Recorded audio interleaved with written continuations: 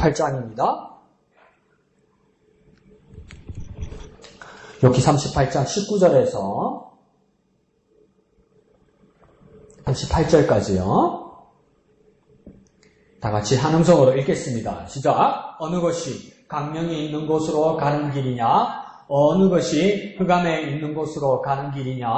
너는 그의 지경으로 그를 데려갈 수 있느냐? 그의 집으로 가는 길을 알고 있느냐? 네가 아마도 알리라. 네가 그때에 태어났으리니 너의 횟수가 많음이니라. 네가 눈 곳간에 들어갔었느냐? 우박 창고를 보았느냐? 내가 환난 때와 교전과 전쟁의 날을 위하여 이것을 남겨두었노라. 광명이 어느 길로 뻗치며 동풍이 어느 길로 땅에 흩어지느냐? 누가 홍수를 위하여 물길을 터주었으며 우레와 번갯길을 내어 주었느냐? 누가 사람 없는 땅에 사람 없는 광야에 비를 내리며 황무하고 황폐한 토지를 흡족하게 하여 연한 풀이 돋아나게 하였느냐? 비에게 아비가 있느냐? 이슬방으로 누가 낳았느냐? 얼음은 누구의 태에서 나느냐? 공중의 서리는 누가 낳았느냐? 물은 돌같이 굳어지고 깊은 바다의 수면은 얼어붙느니라. 네가 묘성을 메어 묶을 수 있으며 삼성의 띠를 풀 수 있겠느냐? 너는 별자리들을 각각 제때에 이끌어낼 수 있으며 북두성을 다른 별들에게로 이끌어갈 수 있겠느냐? 네가 하늘의 궤도를 아느냐? 하늘로 하여금 그 법칙을 땅에 베풀게 하겠느냐? 네가 목소리를 구름에까지 높여 넘치는 물이 네게 덮이게 하겠느냐? 네가 번개를 보내어 가게 하되 번개가 네게 우리가 여기 있나이다 하게 하겠느냐? 가슴 속에 지혜는 누가 준 것이냐? 수탉에게 슬기를 준 자가 누구냐? 누가 지혜로 구름의 수를 세겠느냐? 누가 하늘의 물줄무리를 기울이겠느냐? 티끌이 덩어리를 이루며 흙덩이가 서로 붙게 하겠느냐? 아멘. 아멘. 진짜 주의입니다. 그죠? 38장부터 드디어 하나님이 등장하십니다. 근데 우리가 수요일 나누어서 우리가 조금 새로운 것을 깨달았던 것처럼 이렇게 38장에 하나님께서 바로 말씀하시면 당황스러운 건 뭐냐면 37장까지 엘리후가 그렇게 많이 설명하고 말했는데 38장에 하나님 바로 드러나시면서 우리는 두 가지를 추측하게 되었습니다. 엘리후가 말한 다음에 욥의 답변이 없다는 것은 어떤 뜻일까? 이럴 때 우리가 추측하는 건 욥이 더 이상 엘리후에게 할 말이 없구나. 그러면 토론에서 논쟁에서 졌구나. 이번에는 엘리후가 이겼구나. 이렇게 말할 수 있고 38장에 하나님께서 바로 나타나셨으면 38장에 바로 나타나셔서 하나님께서 누구에게 말을 하셨냐면 오늘 금요일 아침에 보면 욥에게 말씀하셨단 말이에요. 그러면 그렇게 한참 동안 엘리후의 그 말에 대해서 평가하지 않아요. 그러니까 이거 평가하지 않고 무시한다는 겁니다. 가치 없다는 거죠. 그러니까 엘리후가 뭐라 그렇게 말을 많이 했는데 하나님은 그에게 관심이 없다는 겁니다. 그러니까 하나님은 이런 반과 아무런 반응이 없습니다. 그러니까 엘리후가 얼마나 무안했을까요? 나는 다 안다. 나는 하나님을 안다. 그렇게까지 말을 했는데 하나님은 거기에 대해서 잘했다 못했다 어떻다 아무런 평가가 없으니까요. 공격보다 더 무서운 게 무관심이라고 그러잖아요. 미워하는 것보다 더 무서운 게 무관심이라고 그러잖아요. 그러니까 우리 삶에서도 한번 가만히 생각해보면 하나님을 아는 척하고 하나님과 친한 척했는데 그것이 거짓으로 판명난 겁니다. 이게 내가 널 모른다 이렇게 돼버린 거예요. 하나님. 그러니까 우리는 어떻게 생각하냐면 아는 척하는 것과 아는 것은 달라요. 아는 척하는 거하고 진짜 아는 거하고는 달라요. 그리고요 친한 척하는 거하고 진짜 친한 거하고는 다르단 말이에요. 그러니까 우리도 하나님을 어떻게 해야 되겠습니까? 하나님을 아는 척해서는 안 되고 그러니까 하나님을 더 알려고 해야 되죠. 하나님을 더 알려고. 진짜 산송가처럼 내 평생의 소원, 내 평생의 소원 대속해 주신 사랑을 뭡니까? 알려주면 좋고가 아니고 간절히 알기 원한다고 그러잖아요. 그 알려고 하는 것이 일생일대의 소망이라고 그러잖아요. 우리가 하나님을 알고 싶은 것이 일생일대의 그 사랑을 알고 싶은 것이 일생일대의 소망이 되어야 돼요. 왜 알고 싶죠? 하나님을 왜 알고 싶죠? 사랑하면 알고 싶어요. 사랑하면 알고 싶다고요. 사랑 안 하니까 그러니까 알고 싶지 않아요. 관심이 없어요. 관심이 없다는 겁니까? 사랑하지 않으니까 관심이 없는 거예요. 유행가에도 그거 있잖아요. 왜 옛날에 이선희 노래에 알고 싶어요. 달 밝은 밤에는 그대는 무슨 생각하나요? 해가 뜨면 그대는 뭐 하나요? 일기장에는 내 이야기는 쓰시나요? 이야기를 좀 해주세요. 난 정말 알고 싶어요. 막 가사가 그래요.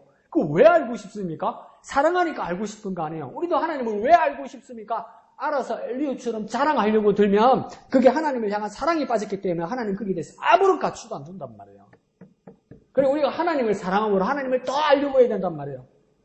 그러면 하나님은 뭡니까? 고난당하는 욥에게 하나님은 관심이 있어서 욥에게 말씀하시고 욥에게 질문하시고 욥에게 지금 계속 대화를 하시고 시도하시고 욥에게 다가오신단 말이에요. 그러니까 엘리야는 선을 그어버렸어요. 너 감히 하나님께 접근 못한다. 네 수준은 안 된다. 내가 조금 가까이 있는데 거기도 못 간다. 그러니까 욥도 하나님께로 가지 못했을 거예요. 그러니까 하나님이 욥에게로 접근하시고 가까이 가신단 말이에요. 그러니까 우리가 하나님을 알려고 그러고 하나님을 사랑하는 마음으로 더욱 하나님을 향한 간절한 소망을 가지고 있으면 우리는 어떻게 됩니까? 하나님과 가까운 자리가 되는 것이고 하나님과 친한 척이 아니라 하나님과 정말 내가 친밀한 자리가 된다는 거야. 내가 정말 주님을 향한 순수한 마음과 진실한 마음과 막 간절한 마음을 가지고 하나님을 알려는 사랑하는 마음이 있어야 되는 거죠.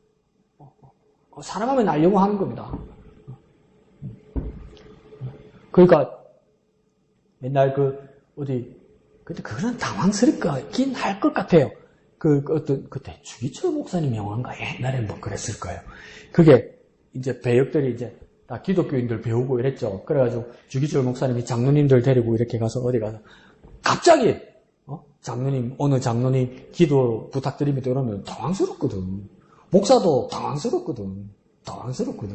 그런데 그때 장로 역할을 누가 했냐면 그때 코미디언 구봉서 씨가 했어요. 그러니까 장로님이잖아요. 그러니까 그때는 이제 좀 재밌는 에피소드를 같이 넣은 거죠. 주기철 목사님이 장로님 오늘 기도 부탁드립니다. 그러니까 뭐 구봉서 장로가 너무 당황해가지고 이러더니 뭐라 합니까? 하나님 안녕하십니까? 이러잖아요. 얼마나 오래간만이길래 그동안 뭘 하고 있었길래 하나님 안녕하십니까가 시작되는 거예요.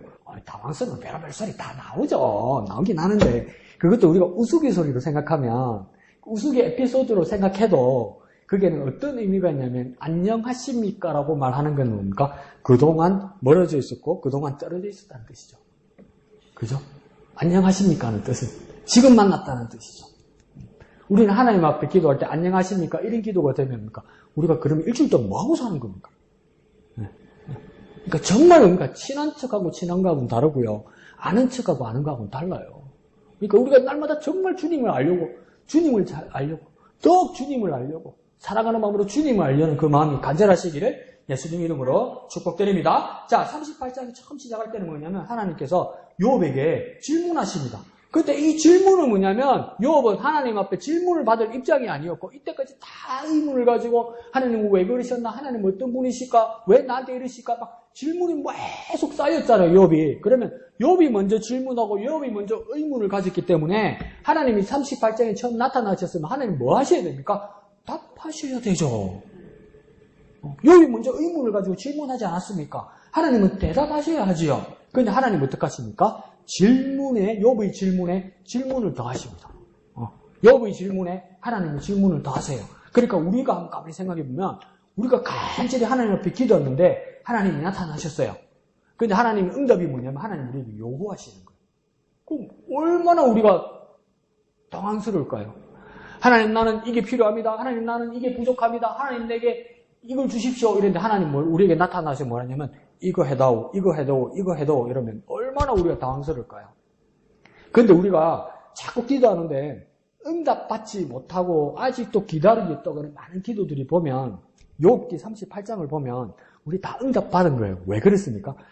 욥에게 하나님 말씀하시는 것처럼 욥이 요구하고 욥이 질문하는 것에 대해서 하나님의 대답은 뭐냐면 하나님 또 질문하는 거거든요. 그러니까 하나님 또 요구하는 거거든요. 그럼 우리는 뭡니까? 우리가 능력을 위해서, 우리가 뭐 어떤 변화를 위해서, 우리가 성령 충만을 위해서, 우리가 부흥을 위해서 하나님 앞에 우리가 부족해서 요청하고 기도했단 말이에요. 그럼 하나님은 저는 옛다 부흥, 옛다 응답, 옛다 건강, 옛다 돈 이렇게 주신 적은 거의 없단 말이에요. 하나님 뭐라고 응답하시냐면 이거 하라, 이거 하라, 이거 하라고 말씀하신단 말이에요. 근데 우리는 뭡니까? 바로 주셔야지. 자판기에다 동전 넣었는데, 동전 넣었는데 밀크커피, 따뜻한 밀크커피, 달콤 쌉쌀한 커피가 나와야지.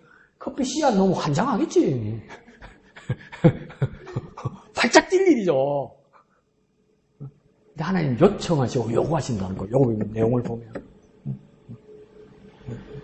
근데 오늘 본문을 읽으면서 제가 가만히 생각해 보니까 하나님의 질문들이 왜 욥에게 이렇게 질문하실까 이렇게 생각해 보니까 욥의 마음과 상태를 하나님이 정확하게 알고 계셨던 것 같아요.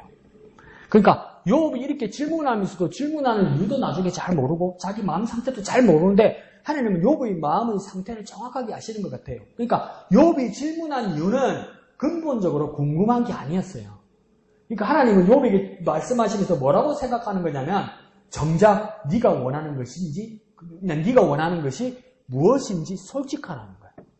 네 지금 솔직하지 않다는 거예요. 그러니까 이게 뜨끔하더라고요. 저도 하나님 이거 필요합니다. 하나님 이거 주세요. 내가 이거 하나님의 영광을 위해서 하겠습니다. 근데 꼭 이상한 거 갖다 붙인단 말이에요. 하나님 배고파요. 하나님 소고기 먹고 싶어요. 하나님 갈비 먹고 싶어요. 어떨 때는 막 시덥지 않은 기도한단 말이에요. 하나님 검은 구두 신고 싶어요. 지가 하고 싶고 지가 먹고 싶고 지가 갖고 싶은 거잖아요. 근데 끝에 뭐 붙여요? 이거 다 하나님의 영광을 위한 것입니다. 그러잖아요. 우리 자꾸 그러잖아요. 뭐든지 필요한 것을 하나님 앞에 요청하고 요구해놓고 이거 다 하나님의 영광을 위한 것이라고 하잖아요. 그러니까 또 얼마나 똑똑한지 바울도 그랬지 않습니까? 먹든지 마시든지 다 하나님의 영광을 위해 쌓으라고 그랬다고. 영광 되는 거 아닙니까? 또 이러는 거예요. 근데 하나님 욥에게 질문하시면서 뭐라고 말씀하시는 거냐면 야 솔직하라. 나의 영광을 위한 것이라고 말하지 말고 솔직하라. 나 앞에 숨기지 말고 솔직하라. 진실하라는 겁니다.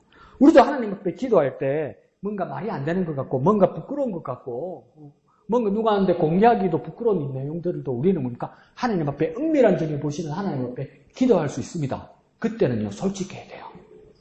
솔직해야 돼요. 솔직한 기도에 대해서 하나님이 고쳐주시고 바로 잡아주실 수도 있고 하나님께서 질문하시면서 우리 가는 길을 바로 보여주실 수도 있어요. 근데 우리가 제일 첫째 전제 조건은 뭡니까? 꾸미지 말고 솔직해야 된다는 거예요. 그러다 보니까 38장 1절에서 18절까지 보면 금요일날 한 걸 보면 욥에게 하나님 질문은 뭐냐면 누구냐? 어디 있었느냐? 알고 있느냐? 이런 겁니다. 근데 계속 다른 내용으로 누구냐? 어디 있었느냐? 알고 있었느냐? 오늘도 그런 내용이잖아요. 그리고 이거야 많은 여러 현상과 내용과 모든 이치에 대해서 물어보지만 누구냐? 이거 하나님이란 말입니다. 어디 있었느냐? 정확하게 말하는 겁니다. 난 거기 없었습니다. 알고 있었느냐? 전 모릅니다. 이렇게 모두 똑같은 답이에요, 여러분. 이게 무슨 뜻일까? 이게 무슨 내용일까? 하면 그냥 아이고 모르겠다 이렇게 덮어버린단 말이에요. 근데 공통적인 대답은 뭐냐면 누구냐? 네, 하나님이십니다. 어디에 있었느냐? 미약한 제거 거기 어떻게 있었겠습니까? 알고 있었느냐? 저는 무지한 사람입니다. 이거예요, 이거. 사실은. 근데 욥은 아무것도 대답할 수 없었습니다. 무언가 알고 싶어서 질문한 것이 아니라고 하나님 밝히는 겁니다.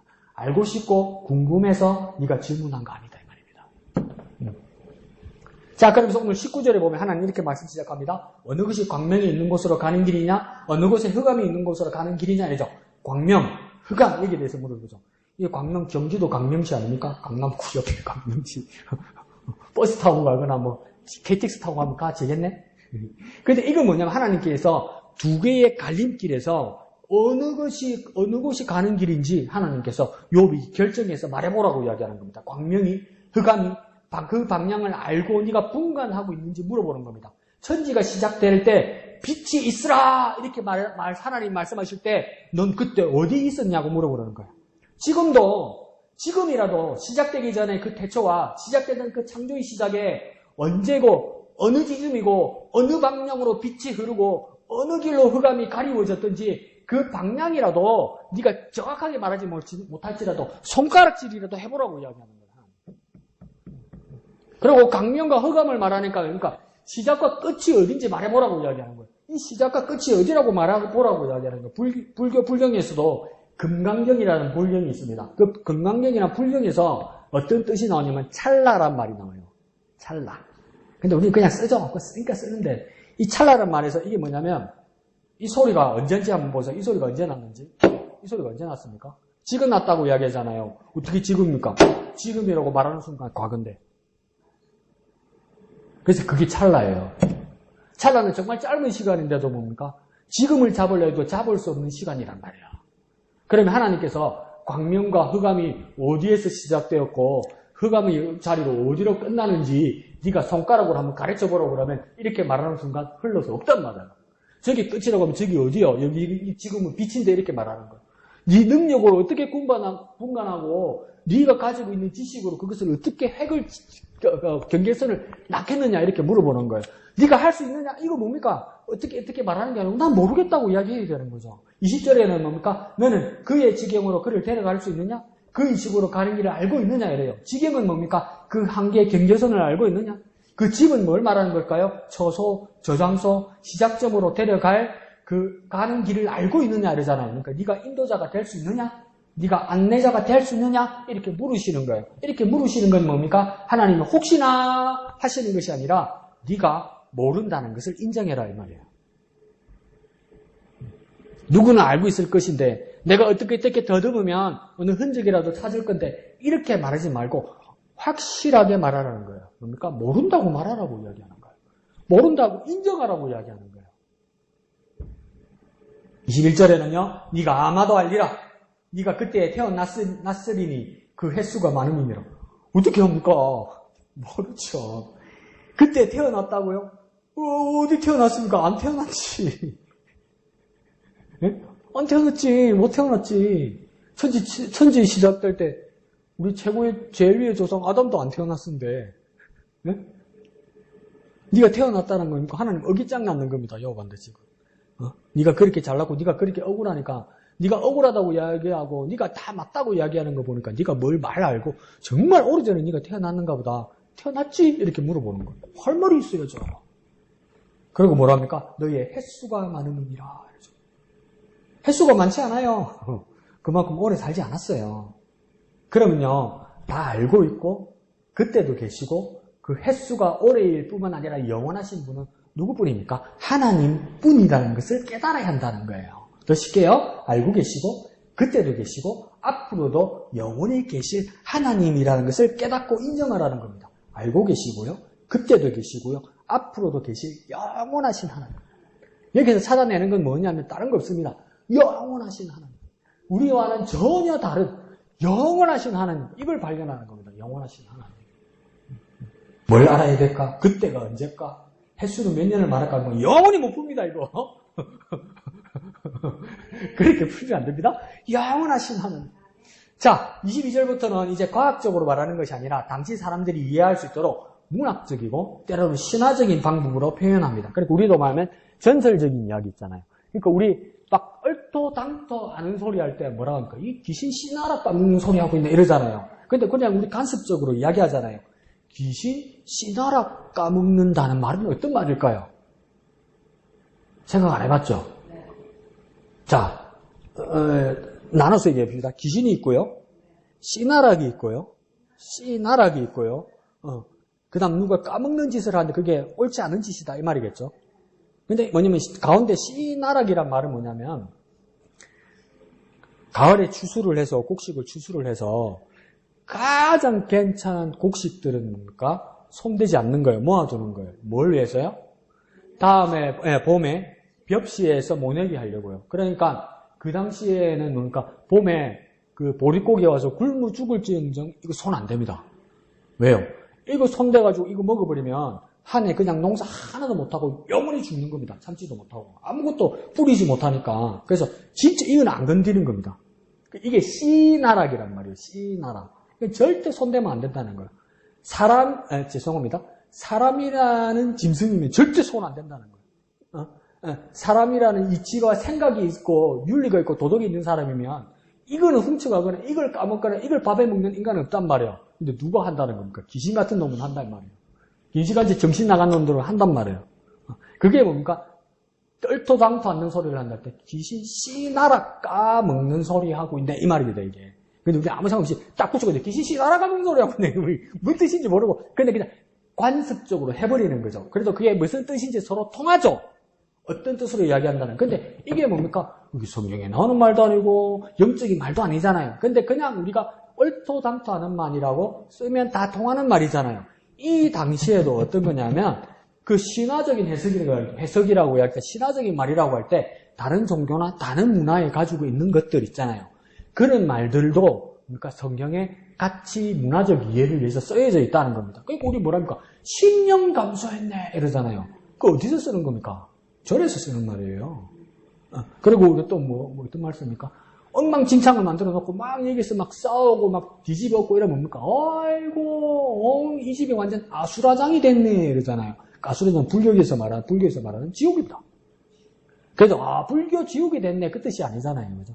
여기도 그런 뜻으로 그런 이야기들이 많이 있다는 겁니다. 그런데 그런 식으로 그 당시 사람에게도 표현하지 못하면 이해하지 못하는 경우가 많다는 겁니다.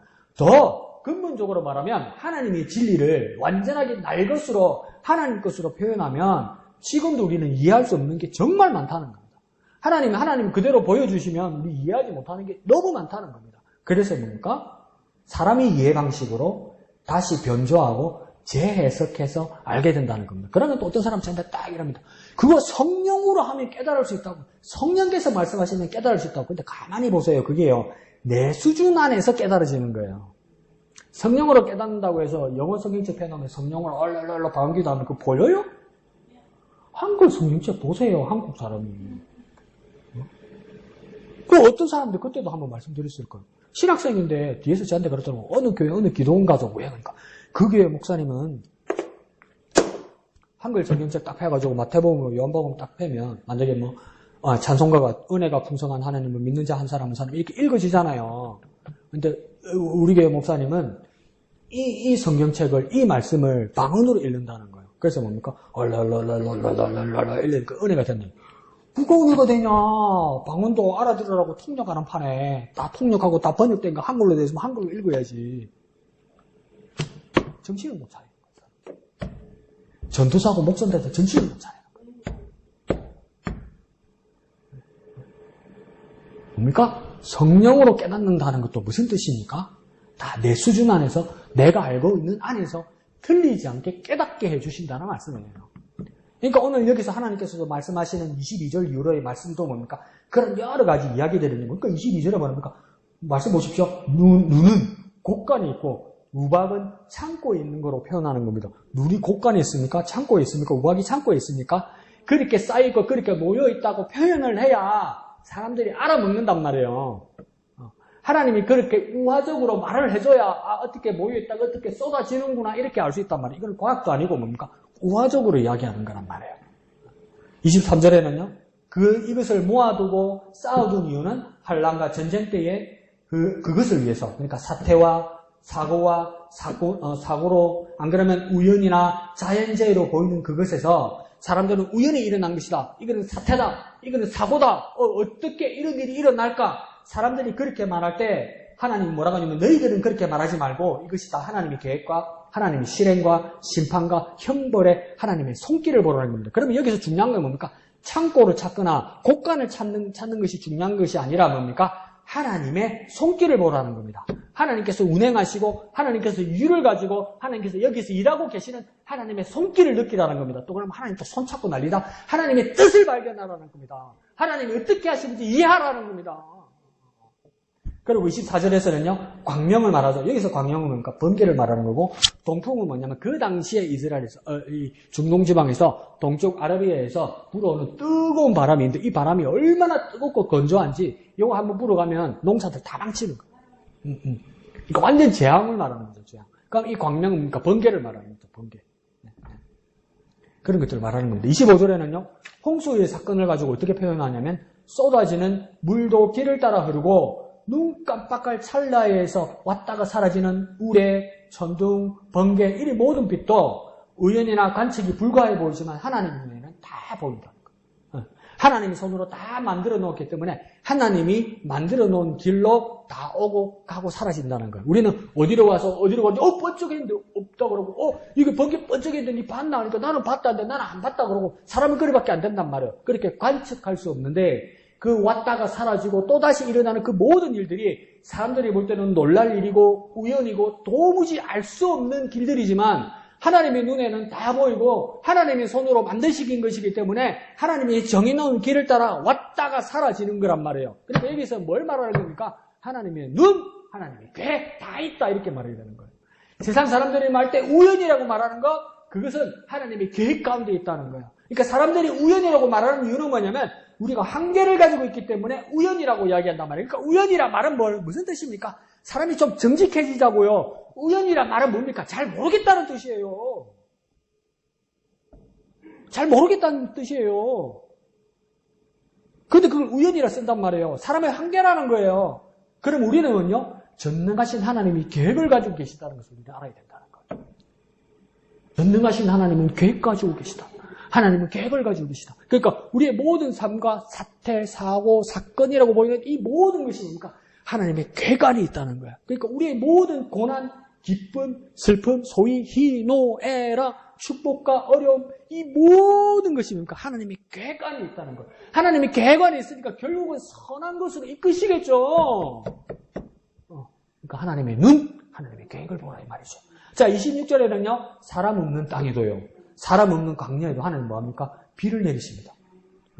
근데 만약에 우리 이 비 내리는 일을 하나님께서 우리에게 맡기시면 우리가 사람 없는 땅에 광야에 관심이 있겠습니까? 우리 집에 물이 제대로 나오는가 안 나오는가 그게 걱정인데 또 이번에도 이제 겨울 되면 우리 집 물이 또 잘 안 나올 건데 몇 시에 물 받아다녀야 되나 그러면 하나님이 나한테 비 내리는 거 물 주는 거 하나님 나한테 맡기시면 나는 어떡하겠습니까? 우리 집에 물 내리는 거 우리 동네에 물 흐르는 거 그것만 생각하겠지. 어디 사람 없는 땅에 사람 없는 광야에 비 내릴 관심이 사람이 어디 있습니까? 신경 쓸 겨를이 없습니다. 그죠? 왜요? 사람이기 때문에 내 일밖에 관심 없어요. 조금 주위를 바라볼 뿐이에요. 그런데 하나님은요, 그곳에도 하나님의 관심과 애정과 사랑으로 공급하시고 일하신다는 거예요. 그러면 하나님이 공급하시고 하나님께서 일하시는 이유는 뭡니까? 하나님의 애정을 갖고 계시다는 거예요. 하나님의 사랑을 갖고 계시다는 거예요. 우리는 우리 가족, 우리 친구, 우리 이웃들을 먹고 살리는 일에 내가 봉사하고 헌신하고 일할 수 있겠다. 이 능력으로 이렇게 말하지만 내 눈에 보이지 않지만 자라나는 그 모든 것에 대해서 하나님 관심을 가지고 계시고 쉬지 않고 일하고 계시다는 거예요. 그러니까 하나님 쉬지 않고 일하시는 거예요. 관심을 가지고 일하고 계시기 때문에. 우리 눈이 미치지 않는 곳에도 하나님 관심 가지고 사랑을 가지고 계시기 때문에. 27절에 그래서 뭐라고 해야 됩니까? 황무하고 황폐한 토지 그 폐허에도 뭐가 난다고 합니까? 풀이 돋아나게 하신다는 거예요. 이건 뭡니까? 하나님이 키우신다. 목사님 잡초는 그런데 배도 또 나고 뽑아도 또 나고 그냥 말라 죽었으면 좋겠는데 근데 여기서 하나님 뭐라고 하냐면 그게 어떻게 저절로 나겠느냐 생명력이 끈질겨서요 그렇게 말할 수도 있는데 하나님의 눈으로 바라볼 때 하나님이 키우신다는 거예요. 저게 어떻게 저절로 나겠냐는 거예요. 근데 자꾸 세상의 눈과 사람의 눈과 내 귀찮은 눈으로만 보면 이거 뭡니까? 죽이는데 또 오고 죽이는데 또 오고 뽑았는데 또 나고 아이고 귀찮고 아이고 지겨워 이렇게밖에 안 된단 말이에요. 근데 이게 어떻게 생명이 나오냐 이 말이에요. 생명이 이거 뭘 우리가 그 후면에서 뭘 발견해야 됩니까? 생명을 하나님이 키우시는구나. 생명을 하나님이 키우시는구나. 이걸 발견하라고 얘기하는 겁니다. 욥기에서 우리가 배워갈 거 다 본다 그죠? 자, 그러면서 28절에는 아주 의인화된 수사법을 씁니다. 28절에 뭐라고 이야기합니까? 비에게 아비가 있느냐? 있을 방으로 누가 낳았느냐? 이렇게 얘기하죠. 그러니까 비에게 아버지가 있느냐? 이 말은 뭐냐면 비를 만든 창조자를 네가 아느냐? 이 말이에요.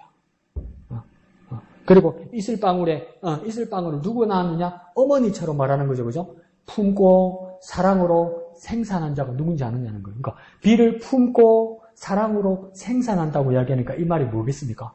구름이 뭡니까? 모이고 쌓여서 무게감으로 모여야 땅으로 비로 떨어지잖아요. 그러니까 엄마가 품는 것처럼 뭡니까? 신화적으로, 문학적으로 표현하는 거예요. 그림처럼 표현하는 거예요. 그러니까 욥이 시가서입니다. 시가서. 문적인 문학적인 가치가 엄청 많아요.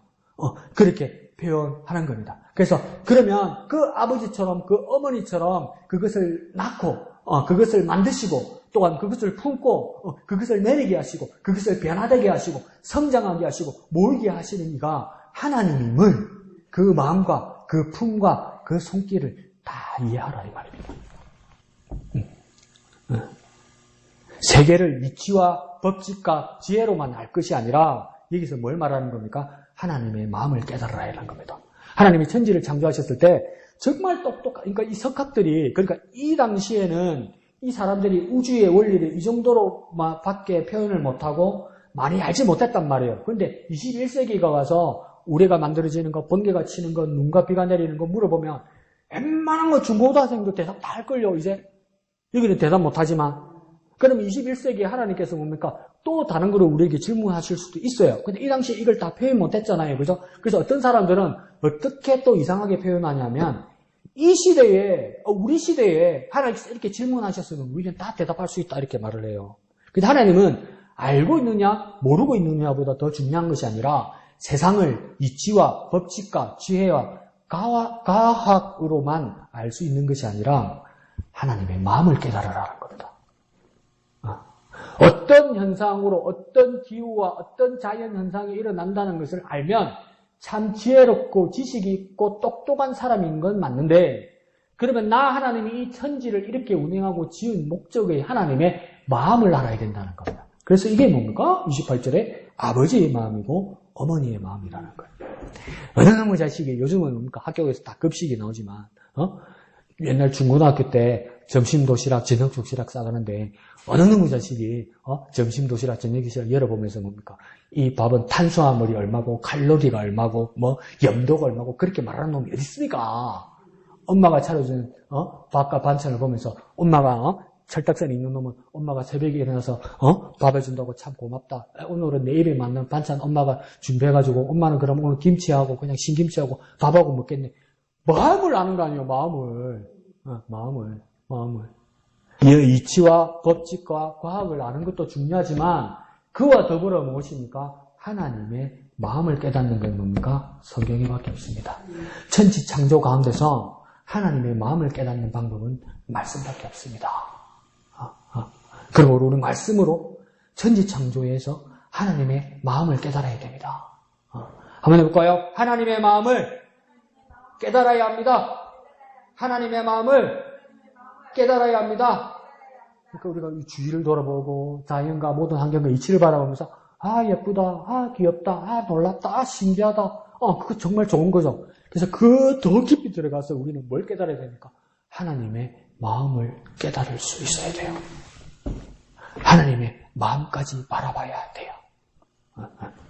자, 그러면서 29절에 뭡니까? 얼음, 서리, 30절에는요, 물, 바다의 수면의 변화까지 이어집니다. 31절에 가면서 뭐라고, 어떤 것들이 나옵니까? 묘성, 삼성, 이렇게 나옵니다. 그러니까, 삼성 나왔으니까 LG 나오고, 현대 나오고, SK 나오고, 이 말이 아니고요. 별을 이야기하는 겁니다. 별. 묘성, 삼성, 별성자에 쓰는 거죠. 그죠? 별들이 모인 무리로 말하는 겁니다. 근데 이걸 뭡니까? 띠를 띠듯이 이렇게 표현하잖아요. 그죠? 태양계, 은하계, 이 모든 것들을 하나님이 마치 띠로 묶듯이 모아준 형상이라는 겁니다. 그러니까 띠로 묶듯이 어떨 때는 묶어두기도 하고 어떨 때는 풀어두기도 한다는 겁니다. 그러니까 움직이도록 때를 따라서 하나님 묶어두시기도 하고 모아주시기도 하고 떠나가기도 한다는 겁니다. 이걸 사람들은 뭐라고 이야기하겠습니까? 우주의 질서라고 이야기하겠죠. 우주의 질서가 어떻게 우연이겠냐고 말하는 겁니다. 하나님의 계획에 따라 움직이는 것이 아니겠느냐 이렇게 말하는 거예요. 어떨 때는 묶여있고 그러니까 하나님이 묶었다고 할 때 어떨 때는 별들이 모여있고 어떨 때는 뭡니까? 하나님께서 그 띠를 풀어줘서 마음껏 뛰게 한다는 게 뭡니까? 풀려서 멀리 퍼지게 하는 이 모든 법칙들이 무엇입니까? 우주의 모든 질서가 하나님의 계획 안에 있다는 겁니다. 하나님의 계획 안에. 그러니까 움직이고 질서 가운데서 정말 복잡하게 움직이는 모든 것들이 우연이 아니라 하나님의 계획 안에 있구나. 더 쉽게 말해볼까요? 이게 하나님의 설계도라는 겁니다. 밤하늘의 별들을 보면서 이것들이 다 하나님의 설계도구나. 하나님이 계획하신 설계도대로 움직이고 있구나. 우리가 다 이해할 수 없지만 하나님께서 준비하신 설계도대로 움직이고 있구나. 이것을 깨달을 수 있어야 된다는 것이죠. 32절에 그 별들을 이끌어내고 이끌어가는 것이 또한 뭡니까? 각각의 시기가 있는 것처럼 하나님 말씀하신단 말이에요. 그때에 하나님이 운동하게 하고 일하게 하고 하나님께서 그렇게 하신다는 거예요. 그러니까 즉흥적으로 우리가 사람한테 우주의 질서와 별의 자리와 별의 시기를 우리에게 맡겨주셨으면 이거요. 이거 부딪히려고 그러나 옆으로 밀어놔야 되겠다. 이거 저리 가면 저거하고 또 뭐 만나겠네. 그러니까 여로 밀어놔야겠다 하면 사람의 눈과 사람의 마음은요. 넓게 못 보고 멀리 못 봐요. 눈앞에 것만 봐요. 눈앞에 것만 이렇게 옮겨나면 뭡니까? 나머지 다 엉킵니다. 그냥 그거예요. 실타래 있잖아요. 그걸 천천히 단층 전체를 못 보고 마음만 급해가지고 쭉 당기면 뭡니까? 아무것도 못 쓰게 만들어버리잖아요. 어떻게 우주의 질서와 별들의 자리와 별들이 움직이고 묶이고 풀리는 것을 사람들에게 어떻게 맡길 수 있겠냐는 거예요. 맡겨놓으면 다 망가지고 부서지고 쉽게 말해볼까요? 폭발하겠죠. 하나님의 지혜가 아니면 어떻게 움직이고 운영되겠느냐. 우주가 움직이는 모습들을 보고 뭡니까? 하나님께서 일하시는 모습을 깨달으라는 겁니다. 하나님의 지혜를 깨달으라는 겁니다. 하나님 지혜를 어떻게 합니까? 이렇게 해서 움직이는 거 이렇게 깨달으라는 게 아니고 감히 우리가 하나님처럼 할 수 없을 정도로 하나님의 지혜는 깊으시구나. 이렇게 깨달으라는 거죠. 33절에는요, 그 하늘의 궤도를, 그러니까 하늘의 궤도를 알 수 있느냐 이러죠. 길과 법칙을 알 수 있느냐 이런 거죠. 욥은, 사람은 그게 하나님의 하늘에 닿을 수도 없고, 처음에 별들이 생기고 하늘의 궤도가 생겼을 때 태어나지도 않았고, 거기로 간다고 한참 가다가 중간에 죽을 것이고, 또 생각이나 상상마저도 한계가 있어서 그 머리가 터질 것만 같을 것이라는 겁니다.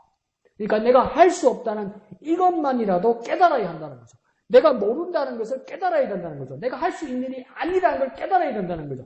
유일하신 하나님만이 하실 수 있는 일이라는 것을 깨달아야 된다는 거예요. 그래서 유명한 말은 뭡니까? 소크라테스가 너 자신을 알라 이렇게 말했단 말이에요. 그래서 소크라테스가 한 말이 아니고 자기도 신전에 이렇게 문설주에 이렇게 쓰여 있는 거예요. 너 이 성전 안으로 들어온 사람, 이 신전 안으로 들어온 사람은 너 자신을 알라. 네 자신을 깨달은 자만이 들어올 수 있다는 거예요. 자기 성찰을 한 사람만이 들어올 수 있다는 거예요. 근데 세상 사람들이 자기에 대해서 생각합니까? 생각 안 해요. 이기적인 사람이 자기를 생각하는 거겠죠. 자기 욕심을 채우는 거죠. 자기가 어떤 사람인지 생각 안 해요. 왜 안 합니까? 할 수가 없어요. 그러면 소크라테스가 하는 말, 너 자신을 알라는 말은 뭐냐면, 네가 모르고 있다는 것을 제발 좀 깨달으라는 거예요. 네가 아는 게 뭐가 있냐는 겁니다. 네가 아는 게 뭐가 있냐는 겁니다. 그것도 모르고 어떻게 사냐는 겁니다. 그러니까 사람들이 소크라테스한테 대들었어요. 그럼 네는 뭘 아는데? 이런 거예요. 그 소크라테스가 뭐라는 줄 아세요? 나는 내가 모르고 있다는 건 알고 있다 이러는 거예요. 그러니까 세상 사람들은 내가 모르고 있다는 것조차 모른다는 거예요. 내가 알고 있는 것처럼 착각한다는 거예요. 그러니까 소크라테스는 뭐라고 이야기하냐면 나는 최소한 착각은 하지 않는다는 거예요. 나는 한계가 있고 모른다는 거예요. 여기서도 뭘 말하는 겁니까? 내가 모른다는 거, 내가 무지하다는 거, 위대하시고 지혜로우신 하나님 앞에 내가 아무것도 아니라는 것을 깨달아야 한다 이 말이에요 이게. 그렇게 겸손해야 하나님의 지혜로 살 수 있는 것이죠. 자, 33절 하반절에요. 그런데 어떻게 하늘의 궤도 법칙을 땅에 베풀게 할 수 있느냐 이 말이에요. 알지도 못하는데 너희가 우주를 어떻게 놓고 어떻게 운행하겠느냐. 알지도 이해하지도 닿지도 못하는데 어떻게 이 세상에 적용하겠느냐 이렇게 말하는 거죠. 그러면 우주뿐만 아니라 우주에 속하 있는 지금 우리 땅에서 우리의 삶도 우리가 얼만큼 알고 있을까? 얼마나 알 수 있을까? 우리의 인생도 얼마나 알고 있을까? 많이 모른다는 것이죠. 아는 척하는 것이지 모른다는 거예요. 그러면 욥이 지금 당하는 이 고난 있잖아요. 이해하기 어려운 이 상황이 있잖아요. 뭡니까? 몰라요. 당사자도 몰라요. 내가 이걸 모른다는 것을 하나님 앞에서 깨닫기 시작하면 이제 뭐가 생기는 겁니까? 하나님은 아신다는 것을 믿게 되는 거죠. 그러니까 욥이 뭡니까? 질문한 것에 대해서 알아야 되는 게 중요한 게 아니었어요. 내가 이 문제에 대해서 내가 풀어야 되는 게 중요한 게 아니었단 말이에요. 이 고난의 원인이 무엇인지 그래서 이것을 알아서 이걸 해결해야 되는 게 욥의 임무나 욥의 소원이 되어서는 안 됐다는 거예요. 더 쉽게 말해볼까요? 내가 기도하는데 뭘 주셔야 되고 뭘 받아야 되고 이게 목적이 아니라는 말이에요. 그럼 왜 기도합니까 목사님? 왜 그렇게 고생합니까? 나는 이제 기도 안 할랍니다 싶잖아요. 욥도 이 고난에 대해서 어떤 고백만 어떤 것만 깨달으면 되냐면 나는 모르고 하나님만이 아신다. 이걸 알았어야 된다 이 말이에요. 나는 모르는데 하나님만 아신다는 것이 있었어야 된단 말이에요. 내가 기도할 때 무엇입니까? 하나님 앞에 구하는 모든 것들이 내가 생기든 생기지 않든 내 눈에 나타나든 나타나지 않든 내 당대에 이루어지든 안 이루어지든 이 모든 것들은 내가 아니라 하나님께서 하실 수 있다는 믿음의 고백을 하나님을 기다리고 있단 말이에요. 근데 하나님과 우리는 씨름하고 있어요. 기도하면서 뭐랍니까? 하나님 주세요. 하나님 주세요. 그러다 막 오기고 올거든 내놓으세요. 내놓으세요. 그러다 안 되면 그러니까 좋은 말 할 때 막 이러면서 이러고 씨름하고 있는 거예요. 그러니까 하나님을 계속 기다리고 있는 거예요. 뭡니까? 이건 하나님만이 하실 수 있는 일이라는 고백을 하나님 우리에게 기다리고 있는 거예요. 그러니까 기도의 응답은 누가 지고 있었냐면 기도하는 사람이 지고 있었어요. 사실은. 뭡니까? 이건 하나님이 하시는 일입니다. 이 고백이었어요, 사실은. 그러니까 하나님, 그러면 욥이 당하는 이 고난, 이 어려운 상황도 뭡니까? 하나님의 크신 위치함이 있다는 것을 깨달았어야 된다는 겁니다. 그러니까 나는 지금 이해하지 못해도 하나님이 기쁘신 뜻 안에 있다. 나는 지금 이게 뭔지 잘 모르겠는데 그래도 나는 하나님이 기쁘신 뜻 안에 있다는 것을 알고 깨달을 수 있다는 겁니다. 그러면 이건 뭡니까? 아는 문제가 아니에요, 여러분. 믿음의 영역이에요. 믿음의 영역. 믿음의 영역이에요. 내가 이것을 이해하고 알아서 이 이치에 닿는 것이 아니라 믿음의 영역이에요. 믿음의 영역. 아는 것보다 뭐 더 중요한 것이 이제 뭔지 알게 된 거예요. 믿음입니다. 믿음. 그 믿음은 무엇입니까? 하나님이 하신다. 하나님이 하신다. 그래서 우리 교회에서도 어떻게 고백합니까? 하나님께서 하셨습니다. 하나님이 하십니다. 그러니까 우리의 모든 상황들이 뭡니까? 하나님의 뜻 안에 있는 겁니다. 하나님의 뜻 안에. 이건 무엇으로 가능합니까? 믿음의 영역입니다. 믿음의 영역. 한번 해볼까요? 우리 계속 하는 것처럼 하나님이 하셨습니다. 하나님이 하셨습니다. 하나님의 뜻 안에 있습니다. 그렇게 고백하는 믿음의 사람 되시기를 예수님 이름으로 축복드립니다. 제가 이제 34절에는 그 목소리를, 35절에는 그 번개를 움직여서 소식을 전할 능력이 네가 되느냐 이렇게 말하는 거죠. 이 말은 사람의 능력이 한계가 있다는 것을 깨달아야 된다 이 말입니다. 우리의 소리가 거기까지 닿을 수도 없고 우리의 소식을 전할 힘도 없다는 것을 알아야 한다는 겁니다. 그러니까 그 능력과 힘과 소식은 누구에게 있다는 겁니까? 하나님이 있다는 거예요. 힘이 있어도 우리는 공허한 말을 할 것이고 내용이 없는 말을 할 거란 말이에요. 그럼 진리는 누가 가지고 계신 겁니까? 하나님이 가지고 계시고 그 진리를 가지고 계신 하나님이 뭡니까? 누구에게나 들리게 하고 누구에게나 닿게 하시는 능력이 하나님이라는 거. 그러니까 이게 또 쉽게 말하면 뭐라고 고백할 수 있을까요? 진리의 하나님, 능력의 하나님. 우리와는 다른 진리의 하나님, 능력의 하나님. 이것을 고백하기를 주님은 원하신다는 겁니다. 자, 그러면서 46절에요. 이거 솔직합니다. 가슴 속의 지혜는요. 가슴 속에 있어서 보이지 않아요. 내 속에 있으니까 보이지 않아요. 그러면서 하는, 거기다가 36절에 이상한 말씀합니다. 수탉에게 슬기가 있는지도 우리는 모른단 말입니다. 수탉에게 슬기가 있다고요? 복선 아닌 것 같은데요. 바보 같고 제대로 못 알아듣는 사람들을 다 닭대가리라고 부르는데요. 그런데 뭡니까? 그 수탉에게도 생활 습관과 생태에서 사람이 상상하지 못한 일들이 일어나는데 그 모습들이 어떻게 일어나고 어떻게 생활하고 어떻게 생존하고 어떻게 그들을 꾸려나가겠느냐는 거예요. 그들의 삶을. 그거 뭡니까? 하나님께서 주신 슬기라는 것이죠. 그러니까 그 보이지 않는 것, 미처 생각하지도 못했던 것, 이것들이 있다는 것이 이제 확인된다면 그것이 내 것이 아니라 하나님이 하셨다는 것을 어찌 깨닫지 못하느냐. 내가 미처 상상하지 못했다는 것을 내가 발견하게 되면, 그러니까 세상 사람들은 미처 상상하지 못하고 세상이 미처 알지 못했다는 것을 발견하고 확인하면 세상 사람들은 어떡합니까? 난 똑똑해, 난 천재야 이렇게 돼버린단 말이에요. 그런데 뭡니까? 미처 알지 못하던 것을 우리가 발견하고 확인하게 되면 우리는 그 다음 뭐가 돼야 됩니까? 이건 내 것이 아니라 하나님이 하셨다는 것을 깨달아야 됩니다. 다시 한번요. 하나님이 하셨다는 것을 깨달아야 돼요. 확인이 되면, 놀라운 것이 확인되면 이건 하나님이 하셨다는 것을 깨닫게 되어야 되는 거죠. 자, 그러면서 37절에는요. 구름에 수를 세듯이 측량하고 계산하고 결정해서 하나님께서 어느 임계점에 와서는 하나님의 하늘의 물주머니를 기울이듯 비를 내리신단 말이에요. 그러니까 이것도 그림처럼 설명하는 거예요. 하나님 이치대로 설명하면 못 알아들어요. 우리 지금 이것도 뭡니까? 수증기가 하늘에 모여서 구름이 모여서 어느 정도 밀도가 생기고 어느 정도 질량이 차면 그래서 비가 내린다고 물리적으로 천문학적으로 설명해도 몇 %가 알아듣겠냔 말이에요. 우리가 말을 해도 나도 100% 알아듣겠냔 말이에요. 그 말도 못 알아듣는데 하물며 하나님의 이치로, 하나님의 은혜로, 하나님의 측정된 수치로 말을 하고 하나님의 측정된 은혜로 말을 하면 우리가 그 말귀를 어떻게 알아듣겠냔 말이에요. 그러니까 우리 알아들으라고 그냥 쉽게 말하는 거예요. 하나님이 구름의 수를 세는 거예요. 그래서 그 어느 정도 하나님께서 딱 작정한 그 수까지 차면 그걸 뭘로 표현하냐면 하늘에 이따만한 물주머니가 있다는 거예요. 하나님이 준비해놓은 이따만한 물주머니가 있다는 거예요. 근데 그 물주머니가 차고 다 차면 뭡니까? 물레방아처럼 뭡니까? 물이 다 차면 뭡니까? 쑥 쏟아지니까 그게 하늘에서 땅으로 쑥 쏟아지는 겁니까? 그게 비처럼 뿌려진다 이 말이에요. 그걸 누가 하시는 거냐? 하나님이 하시는 거다. 그러니까 이렇게 말해야 알아듣는다는 거죠. 하나님 정말 애쓰시는 겁니다. 그냥 말하면 쉽게 말해볼게요. 말귀를 못 알아들으니까 우리가 알아들으라고 말씀해 주시는 거예요. 38절에는요. 뒷글이 덩어리가 되게 하셨다 이 말이죠. 이거예요. 38절에 보면 뒷글이 덩어리를 이루며 흙덩이가 서로 붙게 하겠느냐 이렇게 말하잖아요. 이게 어떤 표현이냐면 뒷글은 그냥 흙 정도가 아니라 너무 미세하고 너무 가벼워서 그냥 둥둥둥 떠다니는 뒷글이에요. 그러니까 쉽게 말하면 우리 뉴스에 요즘 나오는 것처럼 황사 넘어서 미세먼지.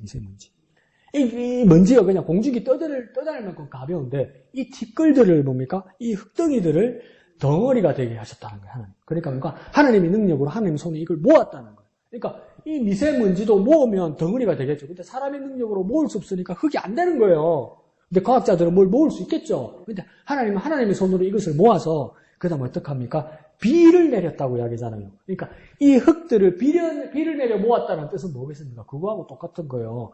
도자기공이 흙을 모아서 그 물을 부어서 반죽을 만들었다는 뜻이지. 무슨 말인지 알겠죠? 그럼 흙에다가 물을 부어서 반죽을 만들어서 덩어리를 만들었다 이 뜻이에요, 이게. 덩어리를 만드는데 그 다음 또 어떤 일을 합니까? 사람이 살아야 되잖아. 사람이 이 땅에 살아야 되잖아요. 집도 짓고 걸어 다녀야 되잖아요. 그런데 뭡니까? 저 서해나 속전 앞바다에 갯벌에다가 거기서 살아라 그러면 발 빠지고 자 빠지고 옷 버리고 신발 버리고 거기다 집 지으면 기울고 무너질 거 아니에요. 사람 살으라고 하나님 어떡합니까? 메마르게 하셨다 이 말이에요. 이 말은 뭡니까? 뜨거운 바람을 불고 물기를 증발하게 해서 뭡니까? 우리가 살 수 있도록 단단한 땅이 되게 하셨다 이 말이에요. 네. 과학적으로 그 이치를 다르게 다 설명할 수 있지만 하나님의 손길로 문학적으로 표현할 때 하나님이 그렇게 세심하게 우리를 위해서 땅을 마련해 주셨다 이 말이에요. 아주 세심하게 하셨다는 것이죠. 그러니 우주의 눈으로 보면 우주를 탄생하기도 하시고 하나님께서 우주를 흩어지기도 하시고 그러니까 이건 뭡니까? 사람의 생사 화복만이 아니라 온 세상 우주의 모든 생기고 사라짐을 하나님이 운행하시고 하나님이 운영하신다. 과학적 이치로 설명할 수도 있지만 그 과학적 이치 이면에 과학적 이치가 움직이도록 하신 그 일들은 다 뭡니까? 하나님의 계획과 하나님의 손길이다. 하나님께서 운영하는 것이다. 사람이 태어나고 사람이 죽는 것 그뿐만 아니라 무엇이 나고 무엇이 사라지는 것 다 무엇입니까? 하나님이 운영하는 것이다. 우리가 태어나고 우리가 아프고 우리가 나아지고 우리가 죽고 우리가 사는 것 그리고 세상의 것들이 세상의 것들이 생겨나고 세상의 것들이 사라지는 것 그것이 우연히 생기는 것 같고 내 눈에 신기하게 보이는 것 같지만 이거 다 뭐라고 우리가 느껴야 됩니까? 하나님이 운영하신다. 하나님이 운영하신다. 그러니까 우리의 삶 모두와 우리 환경 모두가 뭡니까? 하나님의 운영 안에 있다. 하나님의 운영 안에 있다. 그것을 느끼고 깨달으면 하나님 뜻 안에 맡길만 하죠. 하나님 마음은 그러신 것 같아요. 욥에게 막 이렇게 몰아붙이면서 말씀하시는 거 보니까 우리는 사람이니까 욥의 입장을 이해하고 욥이 이 정도만 하는 것만 해도 우리 동네 말로 양반인데 대단한 사람인데 하나님이 보실 때는 욥이 자꾸 막바지로 가면서 욥도 조급증을 내고 안달을 낸다고 이렇게 보이시는 것 같아요. 그러니까 하나님 다그치면서 계속 질문하고 하나님께서 다그치는 거 아니에요. 왜 그렇게 조급하게 생각하느냐. 근데 하나님께서는 욥에게 요구하시는 건 뭐냐면 욥의 고난조차도 욥의 삶의 일부이고 욥의 고난조차도 다 하나님 운영 안에 있다는 것을 깨닫는다면 그걸 진짜 깨달았다면 그걸 진짜 알고 있다면 그 모든 삶을 하나님께 맡기지 않았겠냐 이 말이죠. 맡기지 않았겠냐 이 말이에요. 근데 그게 안 되더라는 거죠. 그러니까 하나님은 안타까운 거예요. 왜 그게 안 되냐는 거예요, 욥한테. 이 고난조차도, 네 삶의 이 시간조차도 나의 운영 안에 있어서 내가 니를 그래 없애버리겠느냐? 널 깔아뭉개서 내가 널 지디겨서 내가 널 먼지를 만들겠느냐, 내가? 내 손 안에 있고 내 운영 안에 있으면, 내가 어떻게든 너를 영광스럽게 하겠지, 내가. 근데 그걸 네가 이제 믿지 못하고 나에게 맡기지 못하느냐? 그게 하나님께서는 안타까운 거죠. 근데 우리는 사람이니까 속으로 어떻게 생각합니까? 하나님 너무하시네. 근데 이 고비를 넘어서면요, 여러분. 이 고비를 넘어서면 하나님 앞에 맡길 수만 있으면 우리의 어떤 삶도 우리가 초월하고 극복할 수 있는 거예요, 여러분. 또 엘리야는 정말 자연의 위치와 우주의 위치에서 많은 것을 깨달았는데 하나님 앞에 감히 접근할 수 없다는 것으로 자연의 위치와 위대하신 하나님만을 설명했는데 하나님 여전히 38장에서도 네가 이 위대한 나 하나님의 영역을 알 수 있겠느냐 이렇게 비슷하게 말씀하시는. 근데 36장 엘리야가 말했던 36장 37장이나 지금 하나님 말씀하시는 38장에는 내용 비슷해요. 가만히 보면 그것처럼만 보면. 그런데 뭐냐면 엘리야는 결국은 뭡니까? 사람은 그 바깥에밖에 있을 수밖에 없는 거예요. 하나님에서. 근데 똑같은 현상에서 하나님 뭐라고 하면 욥을 안으로 끌어들이는 거지. 안으로. 그 위대하신 하나님 안으로 끌어들이는 거란 말이에요. 그러면 우리 기도에 소원이 생기는 겁니다. 하나님이 욥에게 이렇게 기대하시는 것처럼 내가 어느 순간 하나님 앞에 모든 것을 맡길 수 있다면 얼마나 좋을까? 내 슬픔과 기쁨과 내 고통과 내 모든 소망조차도 하나님 앞에 맡겨버릴 수만 있다면 정말 세상적으로 말해볼까요? 편안해질 건데 내가 왜 이렇게 조급증을 낼까? 내가 왜 이렇게 강박 가운데 있을까? 내가 왜 이렇게 안달을 내고 있을까? 내가 맡기지 못하기 때문인 거예요. 내가 하나님께. 예. 예. 내 믿음의 바닥이 보이는 거죠. 내 믿음의 바닥이. 무신론자인 과학자들도 뭐라고 이야기하냐면 사람이 그냥 어떤 세포도 아니고 원소에서 미세한 원소에서 단세포가 되고 그 다음 다세포가 되고 진화가 돼서 사람이 되었다고 치자고요. 그러면 이 수백억 년의 이 우주의 역사에서 우리가 사람으로 생명으로 생겨서 생명으로 끝나는 이거는 사람이라는 인생의 우주의 역사에 있어서 정말 짧은 시간이라는 거예요. 나라는 존재도 뭐냐면 먼지에서 시작되었고 나란 존재가 인생으로 살다가 나중에 죽게 되어도 나도 먼지로 갈 것인데 그러면 내가 숨쉬고 생명을 가지고 사람으로서 생각하고 지내는 시간은 정말 짧다는 거예요. 정말 짧다는 거예요. 먼지로 지냈었고 먼지로 갈 시간이 더 길고 크다는 거예요. 그러면 이 인생에 대해서 귀하고 가치 있기도 하지만 이 인생 안에서 너무나 안달내고 강박내고 욕심내고 막 꼬장 부리고 막 고집 부릴 일이 아니라는 거예요. 그럼 우리의 삶도 하나님께서 태초에 우리를 계획하시고 우리를 만드시고 이 세상에 1900년대 어느 날에 태어나게 하셔서 지금 2000년대 어느 날까지 살게 하시고 어느 날 하나님께서 우리의 영을 부르실 그날로 따지면 이 땅에 발을 딛고 사는 이 인생은 하나님 앞에서도 이 시간은 그렇게 길지 않단 말이에요. 근데 왜 여기서 모든 것을 걸고 왜 여기가 끝이 나는 것처럼 왜 이렇게 안달 부리고 왜 이렇게 조급조급 거리냔 말이에요. 혹시 내가 믿음이 없는 거 아니냔 말이에요. 혹시 내가 천국과 지옥을 믿지 않는 거 아니냔 말이에요. 혹시 나에게는 영혼이 없고 이 세상에서 숨쉬고 숨이 끝나면 그냥 끝나는 걸 혹시 그렇게 생각하고 있는 게 아니냔 말이에요. 그래 예수님 뭐랍니까? 내가 말세의 믿음을 보겠느냐 이렇게 말하는 거예요. 진짜 이 세상이 다라고 혹시 너희들 생각하고 있는 거 아니냐는 거예요. 자기도 모르게. 그래 욥도 지금 맡기지 못하고 있는 거 아니냐 이렇게 말하는 거예요. 다 하나님 운영 안에 있는데 하나님이 질서 안에 있는데 하나님의 손 안에 있는데 하나님의 울타리 안에 있는데 하나님의 손 안에 있으면 이 고통도 잠시고 지나가는 것이고 하나님께서 나를 영원하게 하실 것인데 그게 안 보이고 안 믿으신다면 우리 어떻게 해야 되냐는 거예요. 그러면서 우리는 뭐 어떻게 노력하고 어떻게 기도해야 됩니까? 하나님께 맡기는 연습을 해야 되는 거죠. 자, 이제 하나님이 이를 통해서 욥과 우리에게 기대하시는 바와 주문이 있습니다. 사람의 환경에서 한계에 부딪힐 때 이것을 초월하시고 이것을 관장하시고 이것을 운영하시는 하나님을 생각할 하나님을 만나라 이 말입니다. 내 한계에 부딪힐 때 하나님을 만나라는 겁니다. 우리는 뭡니까? 내 한계에 부딪히면 다른 사람을 찾아요. 내가 이것이 만약에 이게 절박한데 이게 없어지면 다른 책을 찾아요. 자꾸 이 안에서 해결하려고 한단 말이에요. 이 세상 안에서 해결하려고 한단 말이에요. 근데 하나님은 우리에게 하나님께서 이 세상 안에서 우주 안에서 우리를 운영하시면서 우리 하나님 우리에게 뭘 기대하냐면 세상 안에서 자꾸 세상의 것으로 해결하려 하는 겁니까? 임시 방편입니다, 이게.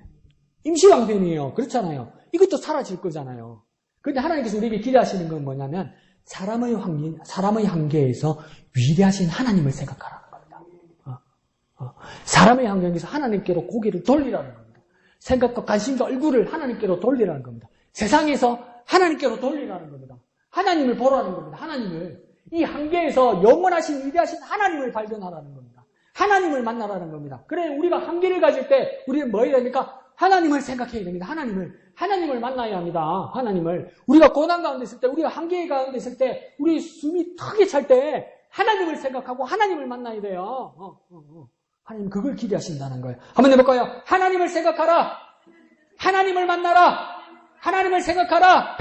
하나님을 만나라. 하나님을 생각하고 하나님을 만나기 위해서 하나님은 손을 벌리시고 하나님께서 우리를 기대하시고 하나님께서 우리를 기다리시고 우리와 함께 하시길 원한단 말이에요. 그런데 엘리야는 뭡니까? 이렇게 갈 수 없다고 말했단 말이에요. 그런데 하나님은 이 위대하신 하나님이 지금 욥에게 나타나서 내게로 오라고 말씀하시는 거예요. 나를 생각하라고 말씀하시는 거예요. 나를 만나라고 말씀하시는 거예요.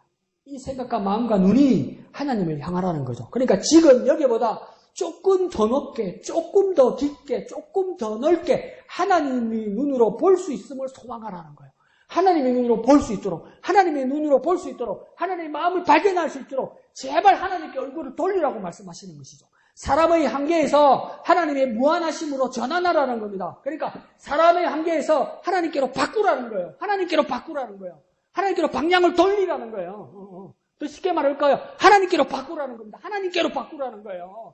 자꾸 사람이 있는 곳으로 사람에게 기대하고 세상의 것으로 기대하고 자꾸 그러면 그거는 한계가 있고 그거는 또 사라질 거고 또 다른 거 찾아야 되고 지쳐버린단 말이에요. 근데 결국 그것도 사라져버린단 말이에요. 그러니까 하나님께로 바꾸라는 뜻이에요. 하나님께로. 사람에게서 한계가 차면 하나님께로 바꾸라는 거예요. 한번 해볼까요? 하나님께로 바꾸라! 하나님께로 바꾸라! 하나님께로 바꾸라! 아, 이거 다 됐다 싶으잖아요. 그럼 하나님께로 바꾸라고요. 하나님께로. 우리 사람은요, 하나님의 관점이 있다는 믿음을 확실하게 하라는 겁니다. 그러니까 내 눈보다요, 하나님의 관점이 있다. 믿음으로 주님을 보라 이 말입니다. 하나님의 관점으로 보는 것이 믿음의 눈입니다. 안 되는 건 있는데 믿습니다고 밀어붙이는 게 믿음이 아니고요. 안 되는 건데 긍정적으로, 부정적으로 생각하지 말고 긍정적으로 밀어붙이면 다 되는 거야. 하면 된다. 이게 믿음이 아니고요. 내 눈보다 하나님의 관점으로 바꿀 때 이게 믿음의 눈이 되는 겁니다. 가장 근본적인 믿음은요, 하나님의 관점으로 바꾸는 겁니다. 그때 믿음으로 주님을 볼 수 있는 겁니다. 믿음은요, 하나님의 관점입니다.